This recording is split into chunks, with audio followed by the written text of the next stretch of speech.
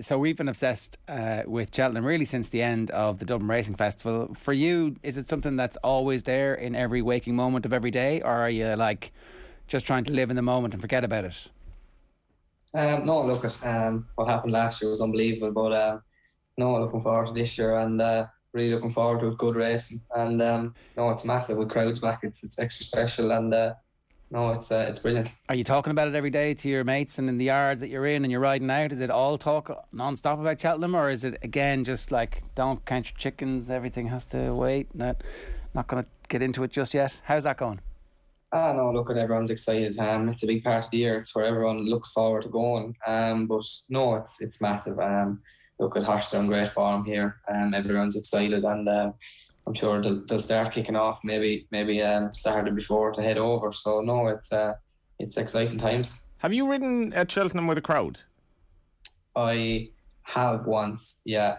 Twice actually. I rode a horse in an amateur chase one time for Katie Price, and I rode last September as well. I was lucky enough, definite plan, got across the line in front. So twice, yeah, not at the festival, but so yeah, that's what I meant. Sorry, Jordan. Yeah, so you haven't ridden at the festival in front of a crowd yet?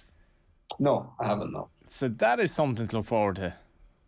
Yeah, massive. To be honest with you, I think I rode once with a big crowd, and that was at the start of my career as an amateur in Down Royal on Stephen's Day.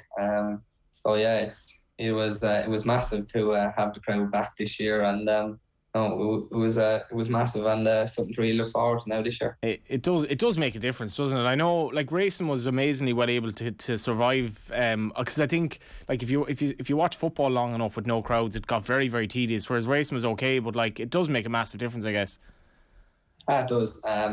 Even when you're bringing horses away schooling, like it's like a schooling day really on his colours, and didn't even have owners there, but no, it's to have a crowd back. Like sometimes you'd hear the crowd, and obviously more times at big meetings you would hear the crowd. So no, on a big day it is it's massive. What do you hear? You hear the roar, I suppose, in the last furlong. After the last, if you have a bit of a chance, you hear the roar, and no, it's hard to explain really, but I mean, you hear nothing, only the horses blowing and horses coming to you and birch cracking when there's no crowd there. So when you are there, you wouldn't hear much of that. So the Shunter last year, would that have been any different for you, because he was so well backed? You'd imagine half of the crowd nearly would have backed him, or let on they backed him, so they're going to roar him, jumping the last as you're steadying him into it, and he's about to win the race. Like, would it have made any difference to you in terms of your nerves or anything like that? I suppose, as I said, I hadn't ridden in a big crowd, only in Stevens Day. I think it was 18. So look, he would have, to be honest with you. I remember going out into the prayer ring that day, and you wouldn't hear a pin drop. You know what I mean? And look, there was no one there. It was just trainers, and you walked out, got your instructions, and it's like me talking to you. It was as clear as that, you know. He was a hot start of a horse, and I suppose no crowd there. It helped him as well. But no, if it was to be this year, I suppose it would have been bigger. And at the time, I was only after turning conditioning, so I didn't really know much about success. What did Emmett say to you going out? Actually, very, very relaxed. I remember walking the track with him that morning, and he just said, keep everything simple. He said, just try to get a good break and get him into a rhythm as best as you can. Did you feel the nerves? To be honest, I didn't. If I'm being honest, I didn't. I used to ring Davy Russell every morning. I got up after riding out, in Cheltenham in the morning. I used to go back up to the hotel and get shower and get changed, and I'd always ring him and ask him for advice on the day, what I was riding and what I thought. I mean, you couldn't ring anyone better, and he was my idol, and always was and always will be. So no, between him and Emmett on the day, and my agent Gary Cribben, they were all very good. Davey was your idol, sorry. He is, yeah, he was, and he still is, you know. To be honest, I think he's the best man that ever zipped a pair of boots on riding. So why so? I just think he's brilliant. He's never in the wrong place. He's relaxed. If you ring him about a race, he's able to tell you in 4 words about the horse, and just keeps everything simple and relaxed. I mean, he's been around the block. He's been point of point. He's been champion everywhere he can. He's won the biggest races he can. I think he's achieved everything in racing, and just to watch him on a horse, he never moves. I mean, down to a fence. at whatever age he is now, he's never changed his style since he started riding, and I think he's an amazing man. What age are you?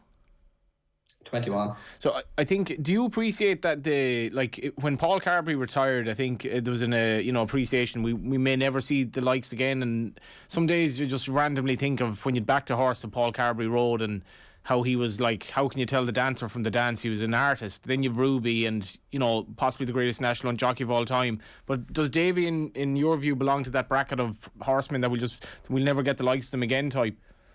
Absolutely. Even if he's on the ground, standing beside the horse or on a horse, he's just an out-and-out horseman.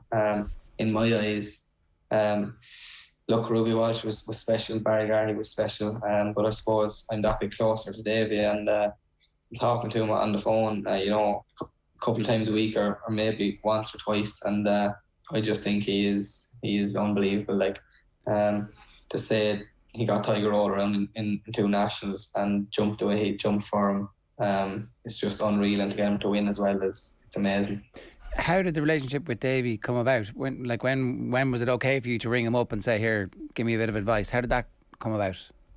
When I started riding for Gordon, suppose looking back at form and things, and I'd say to Gordon, Davy rode this horse this way or that way, and Gordon would say, here, look, give him a quick ring. So I suppose that's where it started. I remember riding Chosen Mate on the first day in Cheltenham in the Grand Annual, and sure, I thought nothing else. I mean, the first thing to do was to ring Davy Russell. It's interesting because obviously, like, you guys are part of a team at Gordon Elliott's, but also you're individuals, and it's an individual sport when it comes down to it. You're all independent contractors. So his generosity in helping you and mentoring you is obviously something as well, that he doesn't have to do that. He could grunt at you and give you a few bit of details that he kind of feels forced into because Gordon has told him to. But obviously it's developed into something like that as well beyond that, and he must respect the questions and the line of questioning that you have for him. Yes, exactly. And look, if David Russell didn't want to help me, he wouldn't have to, but he's that sort of a man. He has young children as well, and he's teaching them, and he's done a lot for me, and he's teaching me every day. And every time I ring him, I learn something different off him every day. And he's been very, very good to me. The importance of a mentor, I think, in all sports careers is really important, particularly in yours, because we talk about this a lot, but you lose more often than you win. To go back to Cheltenham and that specific moment, as the race is progressing, you said you didn't feel the nerves in advance, which is obviously pretty amazing, but as the race goes on and you start to realise that things are going well, what's that experience like? Because it's very early in your career to be on board a favourite at Cheltenham that has a chance like that and to pilot it properly. Yeah, look, it was unreal. I remember coming down to the 4th last, and I remember coming down actually away from the stands, and he was taking a good grip at me. It's sort of slightly downhill to the first down the back, and he was travelling, and Adrian Heskey was in front of me, and we sort of steadied it up slightly, and I was going to land on the back of Adrian Heskey, so I said I'd take him out for a bit of light, so I did. I remember at the top of the hill, I joined Adrian on his gurt, and he just took a look, and he said, here, look, take your time, there's a long way to go. Down to the 4th last, I gave him a squeeze and he put down, sort of winged into it at the 3rd last, and he really came on it. I hit the front. I actually didn't want to be there as early as I did, and if you watch it closely, actually going down to the 2nd last, I can still remember that he slightly jinked it and checked himself, because it's a massive, it's open, and you have the 2 fences coming up the hill at you. But in fairness to him, when he jumped the 2nd last and down to the last, I asked him a question, as I said, at the 4th last, and he didn't respond. So I thought the best thing to do would be sit. And in fairness to him, he did. He put in short and got away from it quick. And no, it was unbelievable. I remember there was a small bunch of an Irish bubble on my left hand side as I went through the finish line, and it's like there was a massive echo because of course there was no one there. And it's just that 20 or 30 people who were there, and it's unbelievable. It's something I never experienced before, and might never again. So well, yeah, I mean, you, fingers crossed there'll never be another COVID Cheltenham where there is an Irish bubble and that echo is the sound you hear as opposed to the absolute massive roar that would have rolled down off the stands. That experience and winning, were you ready to deal with it? Like, 'cause it is a lot again. It seems like your career has catapulted forward again since then, so you clearly were ready to deal with it. But had you thought about what it would be like to be successful on a big stage like that beforehand?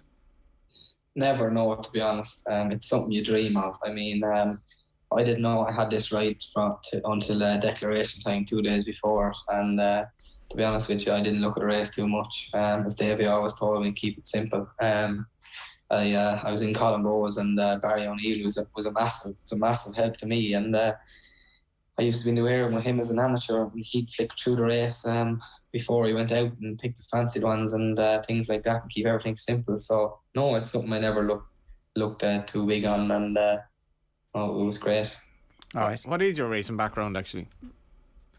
Started off in Shea Sevens. A good friend of mine, Pierce Rogan, he was novice champion last year. I couldn't understand where he was every evening. I'd be at home kicking a football against the wall, and I didn't want to kick it. So he was always gone on ponies, and one evening he rang me, he said, come on and try. So that's what I did. And JJ Slevin and his father Shay and mother Liz were up the road from me. So I went up there where he was and started riding ponies. That led to a Saturday and Sunday job. I was there for 5 years on weekends and summer holidays. And from there then I went to Colin Bowes. Went to Colin Bowes and I got my amateur licence. I was there for 5 years. Rode for Colin loads and grew a great partnership with Warren Ewan in the north, you know. Look, between them both, they've handled some great horses. I mean, you're with Barry O'Neill and Rob James every day, and Collins and all the other lads in the yard. When Walsh head man, they were all very, very good to me. Look, Barry is champion, and Robin himself will be fighting out this year, so that'll be interesting. So no, I was there for 4 years, and with COVID stopping pint of pint, and at the time my weight was good. I was after spending a week here with Gordon one summer, and I gave him a buzz, and he said definitely come on ahead and join us. So that's what I did, and it's been great. I have Craig Cribben as my agent, and he's done a powerful job. And it ends up with a winner at Cheltenham last year. Just a reminder, of course, My Racing Moment is brought to you by Horse Racing Ireland. Share every racing moment. Visit hri.ie or follow Horse Racing Ireland on social media.